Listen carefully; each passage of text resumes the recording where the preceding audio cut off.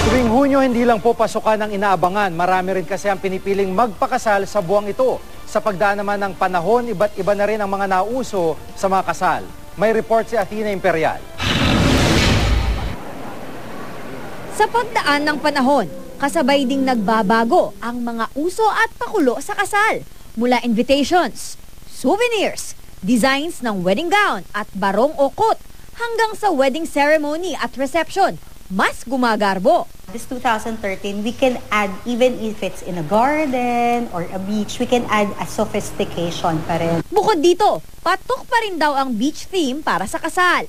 Aminado ang wedding planner na si Revian na magastos magpakasal.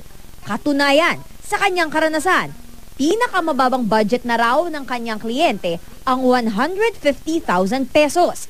Kaya naman ang ilang kliyente niya, kanya-kanya raw ng style ng pagtitipid. This is an example of an invitation. It's a box with the name lang. We put this.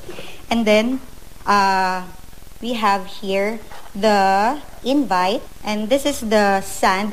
Maging sa table setting sa reception, pwede rin daw makamenos. From a band paper, if you have a printer, pa-print mo lang yan, mag-design ka lang. This serves as the place where you can put your spoon and fork. And then, to add a little touch, of course, dito, you can use either a ribbon or pwede na rin, eto na rin.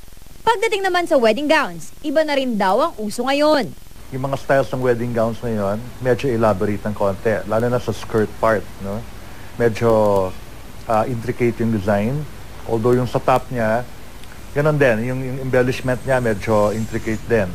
Tapos yung mga see-through na fabric is uso siya. Medyo silhouette ng pagdating sa may neck part na see-through and sa back. Pero sa kabila ng mga nauuso, kailangan pa rin daw isipin ang cut na nababagay sa bride. We have to consider yung height factor. Kapag hindi ka ganun katangkad, huwag ka gumamit ng sobrang balloon kasi it will make you look shorter.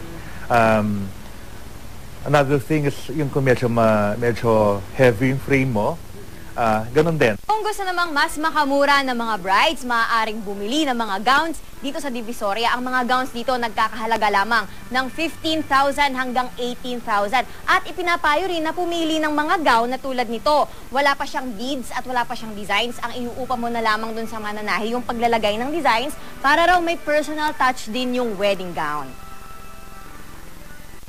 Ang mga gown dito sa Tutuban, karamihan, gawa ng mga mananahi sa barangay Bagong Baryo sa Pandi, Bulacan.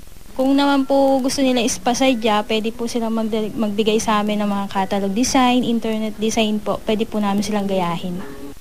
Dito rin sa Divisoria makikita ang mga murang gamit pangkasal tulad ng cord, aras, veils at leg garter. Athena Imperial, GMA News.